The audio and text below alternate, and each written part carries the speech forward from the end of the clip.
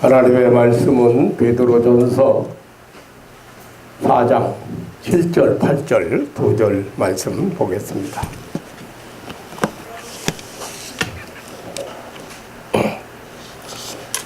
만물의 마지막이 가까웠으니 그러므로 너희는 정신을 차리고 근신하여 기도하라. 무엇보다도 열심으로 서로 사랑할지니 사랑은 허다한 죄를 덮느니라. 아멘.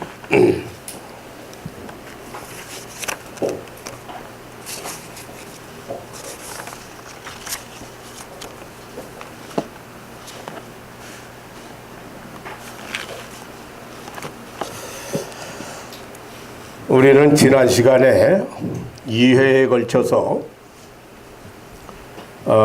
종말과 예수님의 재림에 대해서 생각을 했습니다. 오늘은 이 분명하고 확실한 종말, 임박한 예수 그리스도의 재림 사실을 앞에 두고 우리 성도들이 어떻게 하는지, 어떠한 자세로 살아야 하는지 생각해 보는 시간으로 삼겠습니다. 오늘 본문은 베드로 사도가 소아시아에 흩어져 살고 있는 성도들에게 보내는 하늘나라 소망의 메시지입니다.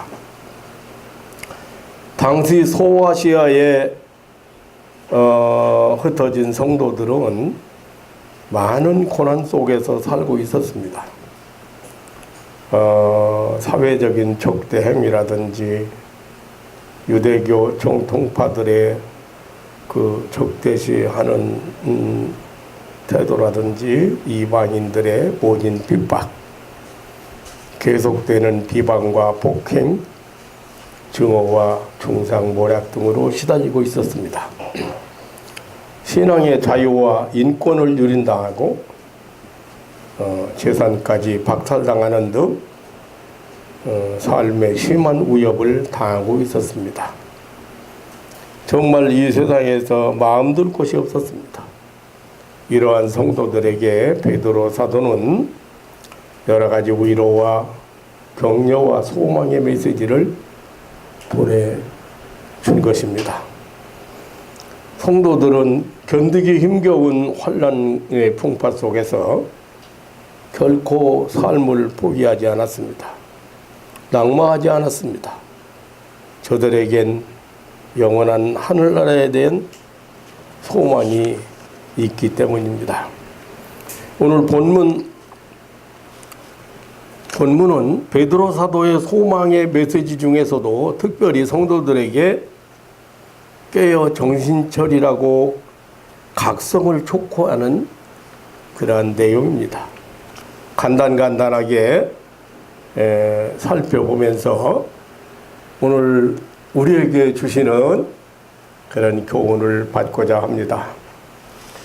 만물의 마지막이 가까웠으니, 이것은 이 만물이 마지막에 가까웠다고 하는 것은 예수 그리스도의 왕국의 도래, 예수 그리스도의 재림이 임박성을 의미하는 말입니다. 예수 그리스도의 재림의 임박성을 말하면서 각성을 촉구하는 말씀이기도 합니다. 신구약 성경의 모든 예언은 이 종말에 집중되어 있습니다. 이 종말에 대한 각성은 사실상 성경 전체에서 일관되게 외치고 있는 말씀입니다. 예수님은 요한복음 14장 1절에 보면 이제 십자가의 고난을, 죽음을 예견하시고 마지막 고별사 첫 서두에서 내가 가는데 가면 다시 오겠다고 약속했습니다. 성경 마지막에서도 요한계시록 22장 20절에 보면 내가 진실로 속히 오리라고 재림을 약속하셨습니다. 예수님의 제자들도 한결같이 이 예수님의 재림에 대해서 임박성을 말하고 각성을 촉구했습니다. 사도 바울은 빌립보서 4장 6절에 주께서 가까우시니라고 했습니다. 야고보도 야고보서 5장 8절에 주의 강림이 가까우시니라고 했습니다. 사도 요한도 요한 1서 2장 16절에 마지막 때라고 그랬습니다. 계시록 1장 3절에 때가 가까웠다고 했습니다. 예수님의 재림과 세상 종말은 하나님의 계획이며 작정입니다. 이것은 피할 수 없는 필연적으로 다가올 사실입니다. 만물의 시작이 있기 때문에 그 종말이 있는 것은 당연한 일입니다. 시작이 있으면 반드시 마침이 있습니다. 역사의 시작이 있으니 역사의 종말도 있습니다. 하나님은 나는 알페와 오마하라고, 나는 시작이요 마지막이라고 하셨습니다. 이렇게 베드로 사도는 그 만물의 마지막에 가까웠다고 종말에 대하여 성도들에게 조지시키고 있습니다. 그 이유는 우리 성도들에게 각성하라는 권면을 하기 위함이었습니다. 우리의 성도들이 어떻게 살아야 하는지를 아주 간단 명료하게 지적해 주었습니다. 본문 7절을 다시 보면, 그러므로 만물의 마지막에 가까웠으니 너희는 정신을 차리고 근실하여 기도하라. 무엇보다도 열심으로 서로 사랑할지니 사랑은 허다한 죄를 덮느니라. 여기 정신차리라는 말은 너희 정신을 보존하라는 뜻입니다. 정신을 지키라는 뜻입니다. 이 정신이라는 단어를 찾아보니까요,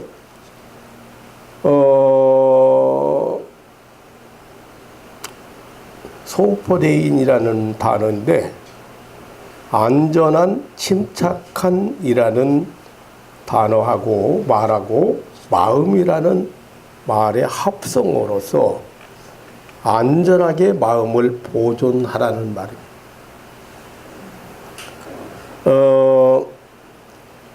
이것은 특별히 생각하는 것, 사색하는 것에 있어서 불건전한데 마음이 요동하지 말고 움직이지 말고 흔들리지 말고 든든하게 진지하게 균형 있는 그런 마음을 가지라는 것입니다. 다시 말하면 세상의 온갖 불경건하고 어두운 것들에서 성도들의 마음이 유혹을 당하거나 침해를 당하거나 해를 입지 않도록 보존하라는 뜻입니다. 만물이 종말이 가까울수록, 예수님의 재림이 가까울수록 이제 그만큼 우리 마음을 빼앗아가는, 우리 마음을 요동하게 만드는 그런 사상이나 그런 어떤 이 세상의 어떤 것들이 많이 일어난다는 사실. 특히 예수님의 재림이 임박하면은 적그리스도가 많이 나타나고 거짓 선지자들이 많이 출현해서 할 수만 있으면 택한 자라도 미혹하려고 하는 마귀 사탄의 최후 발악하는 시기이기 때문입니다. 악한 영에 미혹되어 그 마음이 어두워지지 않도록 정신을 차려야 됩니다. 지금 지난번에도 말씀드렸지만 우리나라에만도 재림 예수가 30여 명입니다. 자기가 다시 온 예수라고. 거짓 선지자는 말할 것도 없어. 예수님이 어떤 사람이 거짓 선지자냐? 양의 탈을 쓰고 속에는 노략질하는 일이야. 영혼 구원을 위해서 눈물을 흘리고 희생하고 영혼 구원을 위해서 삶을 바치는 게 아닙니다. 거짓 선지자들은.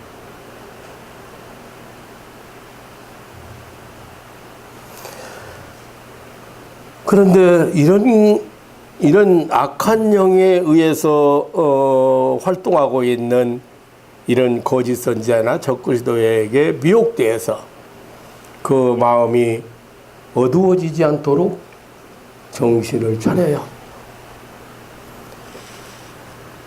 정신을 차려라. 정신 차려라. 이거는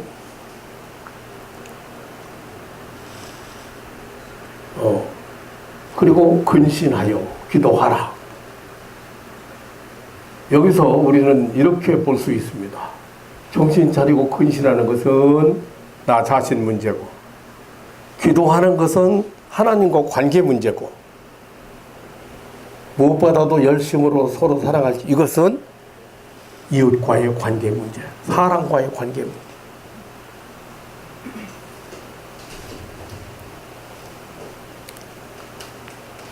여기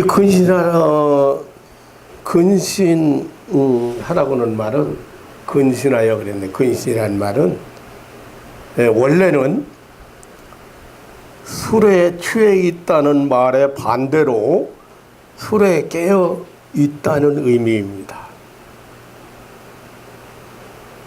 이 내팽이라고는 이 단어가 그뿐만 아니고 진지하게 분별력 있게 행동한다는 의미로도 사용합니다.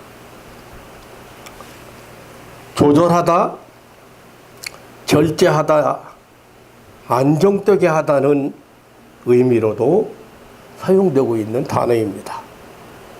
그러므로 근신은 이 세상 것들에 취하지 아니함을 일차적으로 뜻하는 말이지요. 다음으로는 말세는 이 정신적으로, 영적으로, 육체적으로 온갖 종류의 공해로 오염시켜서 인간을 파멸시키는 사상이나 지론들이 수없이 일어나기 때문에 그런 것들에 미혹되지 말고 분별력을 가지라는 뜻도 있습니다. 요한계시록 9장에 보면 원래 요한계시록은 말세의 이 종말의 그 말세에 일어날 사건들을 하나의 영화처럼 이렇게 보여준 내용들이거든요. 그래서 사도 요한이 그 자기가 가지고 있는 지식 내에서 그 자기가 보고 있는 것들을 하나님이 보여주신 것들을 표현한 것들입니다. 그런데 9장에 보면은요, 무적행으로부터 올라오는 연기 가운데 연기가 엄청나게 오르는데 거기서 날쌔게 훈련받은 황충이 떼들이 나옵니다. 그것들은 전갈의 권세와 같은 권세를 받아서 아주 맹활동을 한다고 설명을 하고 있습니다. 여기에서 연기는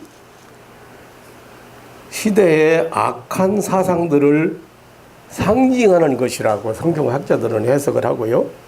그 연기 속에서 뛰어나와 움직이는 황충이 떼들은 바로 이 시대를 어지럽히고 인간을 파멸시키는 온갖 종류의 공회들의 정체를 의미하고 있습니다. 이것들의 그 궁극적인 목적은 뭐냐? 하나님을 부인하거나 하나님을 불신하게 하는 겁니다. 하나님 없이 인간이 살아가게 만드는 거죠. 그래서 인간만이 문제 해결의 궁극적인 실체라고 주장하는 인도주의, 상당히 사람들의 호응도가 높습니다. 그러나 결국은 하나님을 부인하고 하나님을 제외하게 만드는 사상이죠. 물질을 하나님으로 대체하는 물질 만능주의, 유물론적 공산주의. 이거는 그 무신론을 주장하고 하나님을 부인하는 사상입니다. 고도의 기계 문명은 인류 행복을 준다는 현대 과학 지상주의, 잘 먹고 잘 입고 잘 살자는 신조를 내세우고 항상 육체를 중심하고 생을 긍정하면서 그 정체를 드러내는 현대적 쾌락주의도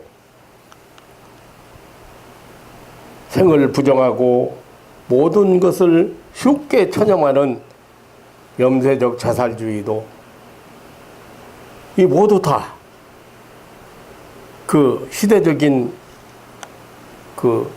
이런 주의들이 인간을 파멸하는 이런 잘못된 사상들이 열풍, 만연했다. 이렇게 표현할 만큼 그 세력이 강력하게 역사하고 있습니다. 베드로 사도는 이러한 연기 속에서 나와서 맹활약하고 있는 황충이 때들에 대해서 근신하라고. 근신하라. 또 한 가지는 조절, 절제 그런 뜻이 있다고 그랬지 않습니까? 그러니까 감정이나 정욕이나 이런 것을 조절하지 못해서 결국은 파멸에 이르게 됩니다.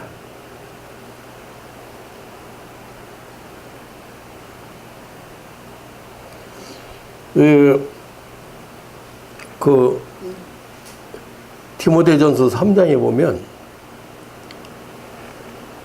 고통하는 때가 이르는데 그때 사람들이 어떤 상태인가를 여러 가지를 들어서 그 사람들의 인격적인 상실 상태를 설명하는 내용을 볼 수가 있습니다. 한번 보고 지나가도록 하겠습니다. 저 혼자 보는 것보다.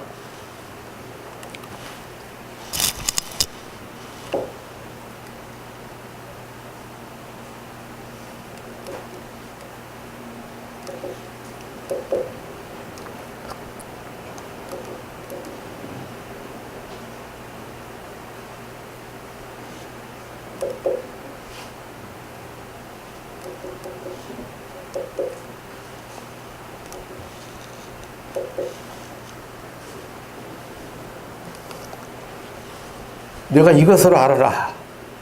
말세에 고통하는 때가 이른다.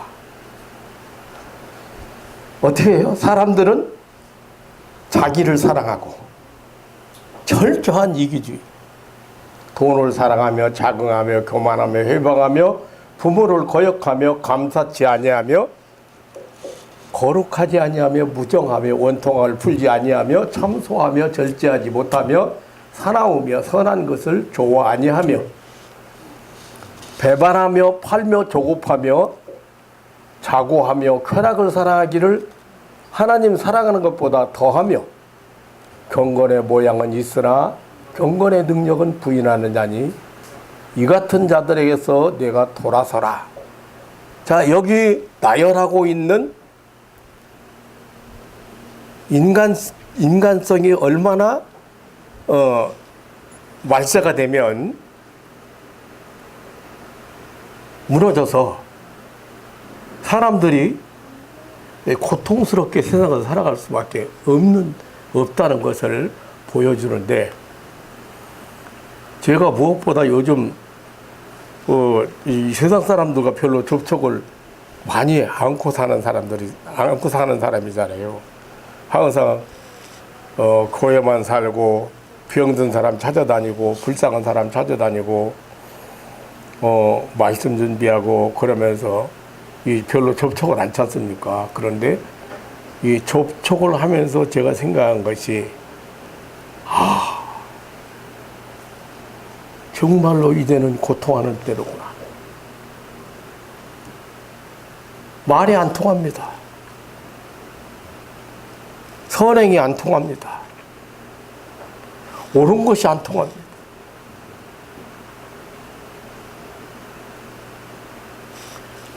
바울 사도가 여기 지금 몇 가지인지 수도 없이 지금 고통하는 때가 이르는데 인간의 그 상실된 모습을, 인간성 상실된 모습을 이야기하고 있습니다.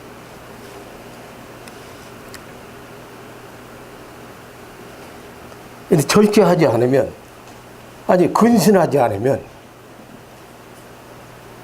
어떤 사람은 기도받으러 왔을 때 제가 그렇게 표현했거든요.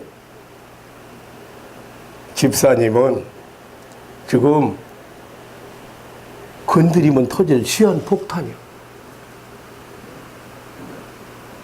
그러니까 온통 억울한 거, 울분 막 그 상처 투성이 가슴을 가지고 와서 앉아있다. 믿는 사람이, 수십 년 신앙생활한 사람이 그런 상태라면 하나님이 없는 사람은 얼마나 심각하겠어요. 제가 생각해, 그걸 생각 못했어. 야, 이거 정말 진지하게 살아야 되겠다. 조금만 자세가 흐트러져도 아, 이거 안 되는구나.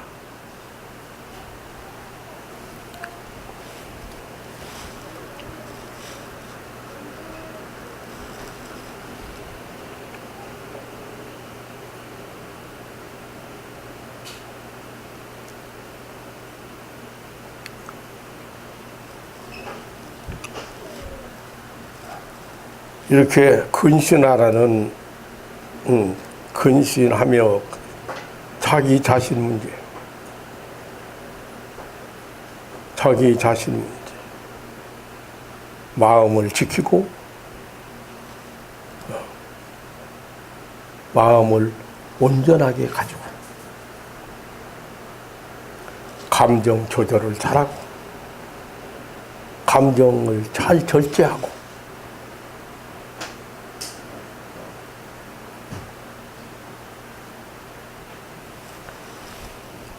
그 다음에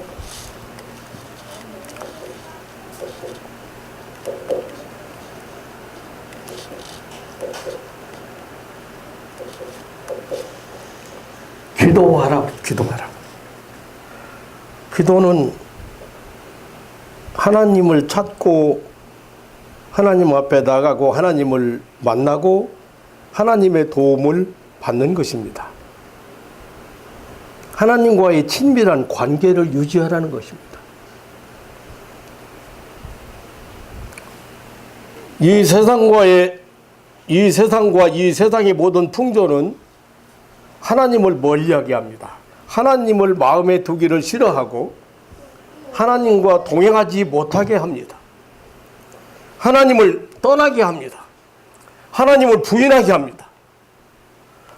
여러분 마음속에 하나님을 모시고 하나님과 동행하고 하나님이 내 편이시고 하나님이 나를 도와주시고 하나님이 나를 붙들고 계시고 하나님이 나를 지켜주신다는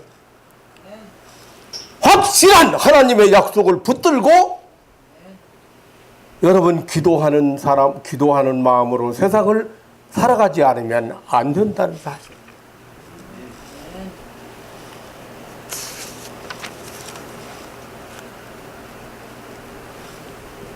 기도는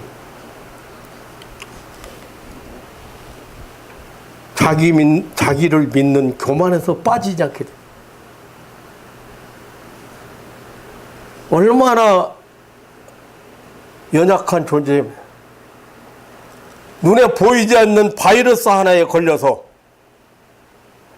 그 바이러스 때문에 죽어가는 것이 인간이에요. 그 바이러스를 못 이기고 죽어가는 그렇게 연약한 것이 인간이에요.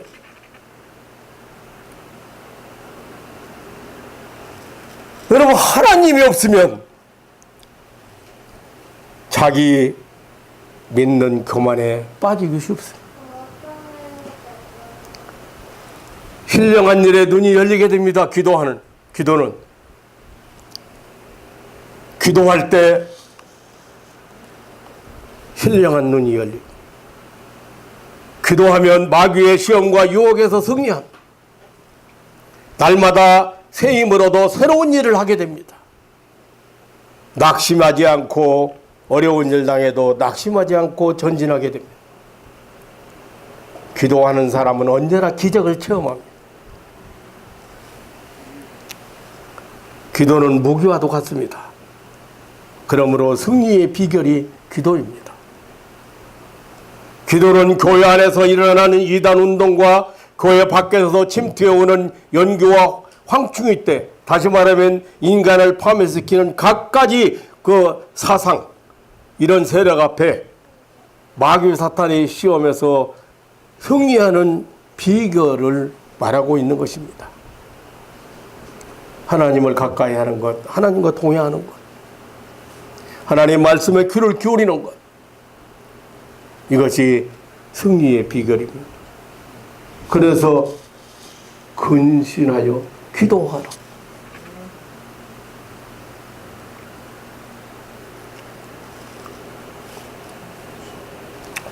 근신이 안 되면요, 저는 사소한 일에 마음 상하고 나서 기도가 안 돼요. 그러면 기도하고 싶은 마음이 없어지고 기도가 안 돼요. 그러니까 근신해서 기도해. 마지막으로 8절에 무엇보다도 열심으로 서로 사랑할지니 사랑은 허다한 죄를 덮느니라 하겠습니다. 이건 사랑과의 관계지요.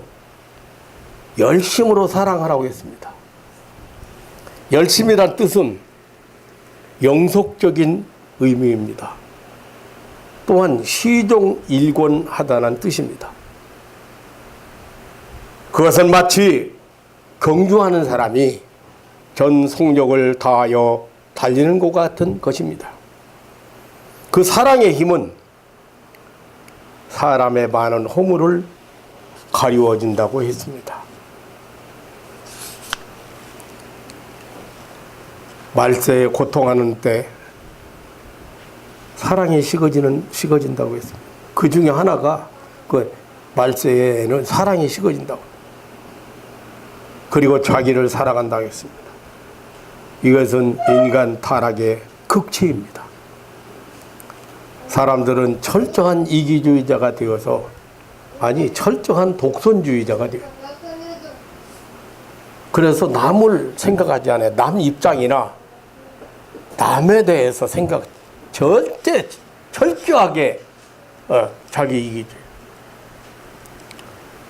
무엇보다도 열심으로 살아가지 않으면 인간과 인간의 관계가 파괴되어 버립니다. 원수가 되어 버립니다.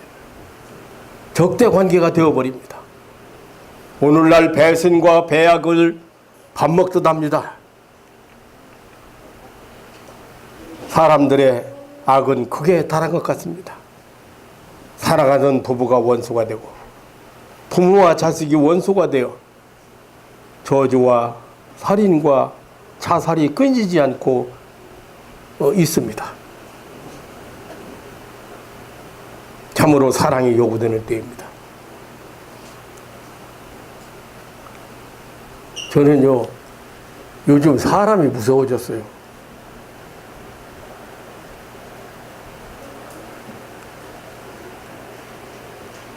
제가 얼마 전에 운전을 하다가 정지선에 앞에 신호등이 켜지는 바람에 정지선 딱 섰는데 정지선에서 앞에 조금 나갔어. 이 뒤로 살짝 정지선 앞에 나가도 벌금 문다고 하니까 벌금 안 물으려고 뒤로 살짝 뺐어. 그런데 갑자기 뒤에 있는 사람이 그래서 이제 살짝 빼고 있다가 가만히 있는데 뒤에서 사람이 왔어요. 젊은 이런 데다가 반팔 반바지 입고 이런 사람이 차를 접촉했다는 거예요. 궁했다는 거예요. 예? 난 감각을 하나도 못 느꼈는데요. 나가 보니까 차 거리가 이렇게 많이 떨어져 있어. 앞에 아무리 살펴봐도 흠 하나 없고 어디 접촉한 데가 없어. 근데 접촉 사고라는 거지. 자, 저쪽으로 빼라. 그거 뺐더니 보험 처리해달라는 거지. 아니, 차에도 아무 이상이 없고 나는 접촉하는 감각도 몰랐는데 이상이 없고 사람도 이상이 없으면 그만두지. 미안한데 그거 꼭 보험 처리를 해야 되냐고 그랬더니 일단 처리해달라고. 보험회사로 연락했는데 얼마 후에 왔는데 차를 정비소에다 갖다 맡겨놓고 본인은 입원했어.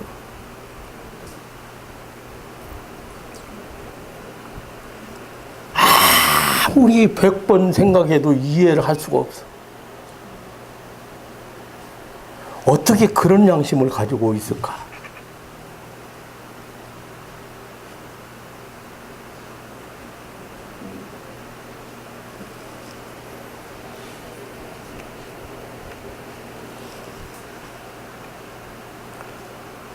내가 사진을 찍어서 차 앞에.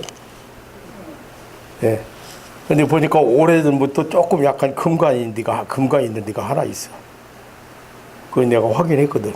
그거는 그때 찢어진 것이 아니고. 아, 그러면 경찰을 불렀어야지. 예. 그런데 거기를 망치로 때렸는지 찌그레가지고. 여기서도 한 번 당했거든요. 여기서도 요 젊은 여자가 그 보험 처리 아니 그 지금 그 주차에 있고 나도 주차하다가 조금 뒤로 밀리는 바람에 그 옆에를 조금 이렇게 치웠다 이거야. 내려보니까 아무 이상이 없어. 놀래서 쿵 하는 바람에 놀래가지고 병원에 입원해야 된다고 보험 처리해달라고 해서. 그 자체가 중요한 게 아니라 이 인격 있는 목사가 한 번도 다른 사람한테 실수해 본 일도 없고 잘못했다고 책망을 받아본 일이 없는데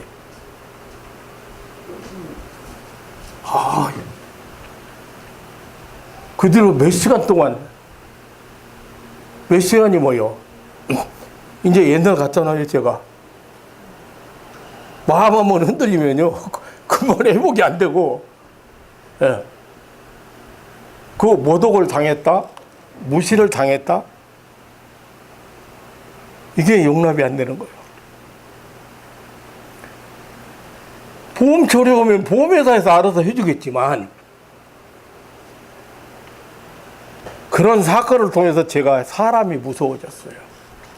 아, 이거 정말 정신 바짝 차려야 돼요. 정신 바짝 차려야 돼요. 털끝 하나 잘못 건드렸다가 무슨 봉변 나갈 것 같아요.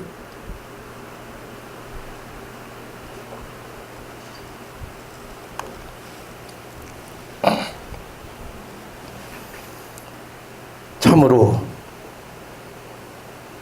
사랑이 요구하는 때 요즘 어떻게 가족을 죽이고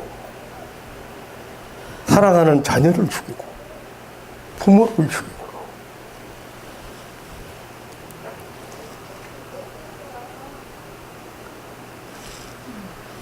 무엇보다도 열심으로 서로 사랑을 지니자.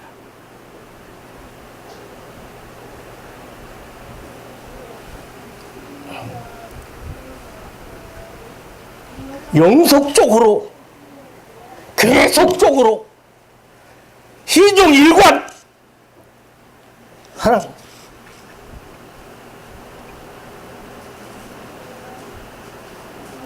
이게 말세를 살아가는 성도들에게 주님의 재림의 날이 가까운 종말을 살아가는 성도들에게 베드로 사도는 이렇게 각성과 함께 권면을 하고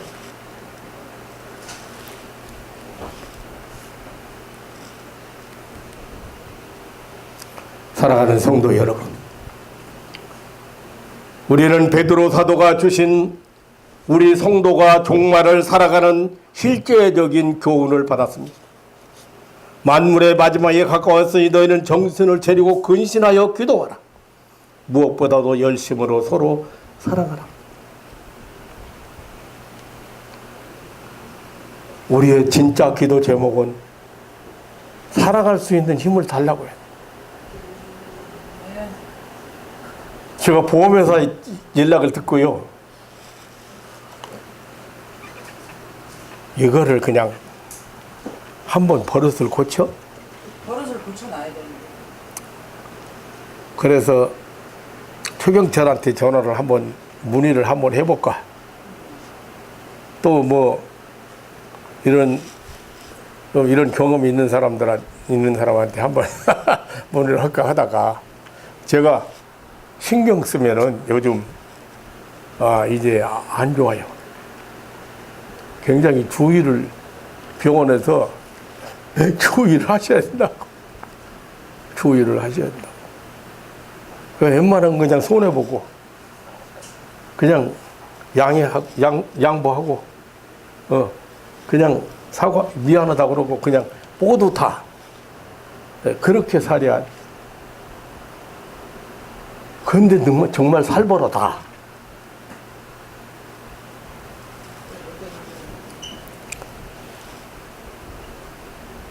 근데 이것이 비단 일부분 보이는 게 아닙니다. 한 가정 문제를 제가 다루잖아요. 진짜 살벌합니다. 한 가정이라고 하면 아내와 남편 기본적인 그 구성원이잖아요. 아내와 남편. 일생 동안 함께 광야 같은 이 세상을 걸어가야 될 두 사람이 마음을 합쳐도 어려운데 원수도 그런 원수가 없어요.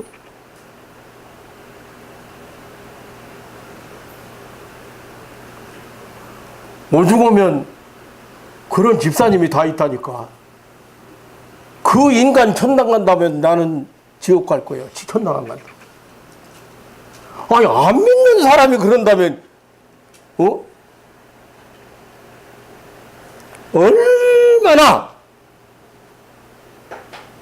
많은 상처와 아픔과 고통과 억울함을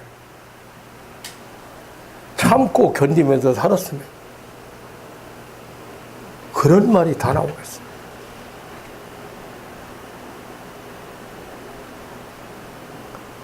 마귀가 한 가정을 파멸시키기 위해서 얼마나 아주 악랄하게 사람의 마음을 파괴시키는지를 그렇게 마음을 보존하라. 마음 보존하라.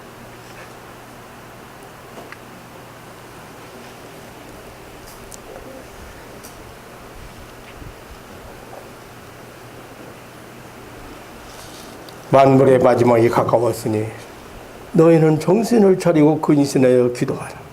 무엇보다도 열심으로 서로 사랑하라.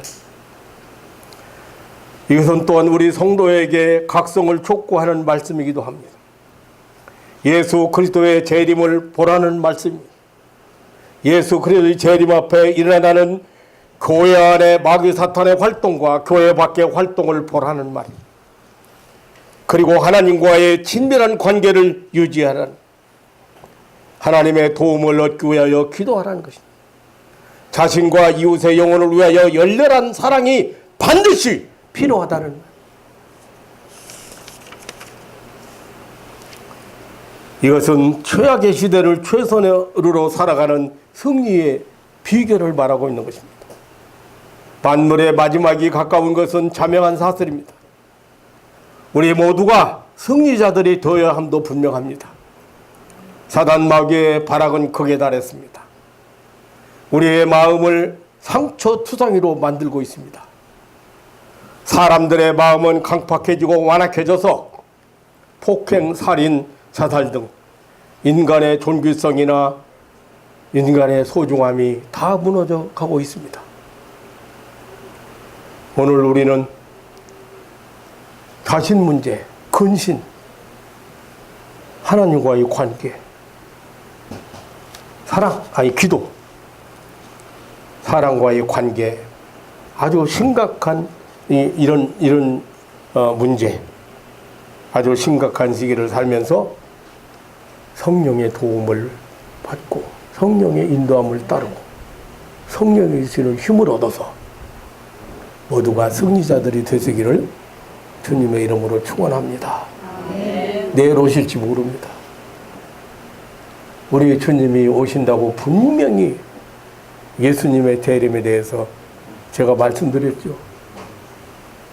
서로맹절 8번이나 인내하면서 오늘 주신 말씀 교훈 삼아서 여러분 항상 주님과 동행하는, 그래서 승리자들 되시기를 주님의 이름으로 축원합니다. 하나님 아버지, 이제 말세를 살아가는 성도들에게 오늘 또 이렇게 각성하라는 뜻으로 주신 말씀을 기억합니다. 이 살아가는 가족들이 이 험한 세상을 살아가면서 너무도 마음에 상처도 많이 생기고, 그리고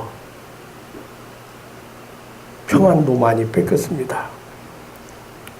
오늘 이 한 시간에 주의 성령께서 역사해 주셔서 이 세상 아무도 몰라줘도, 아니 이 세상 아무도 아는 사람이 없어도 우리 하나님이 나를 인정하시고 나를 귀하게 여기시고, 젖먹이는 어미가 그 자식을 잃어버릴지라도 나는 내 이름을 내 손바닥에 서겠다, 절대 잊지 않는다고 약속하신 하나님의 사랑과 그 하나님의 은혜 앞에서 항상 위로받고 새로운 힘을 얻고 승리자들이 되도록 축복하여 주옵소서. 아멘.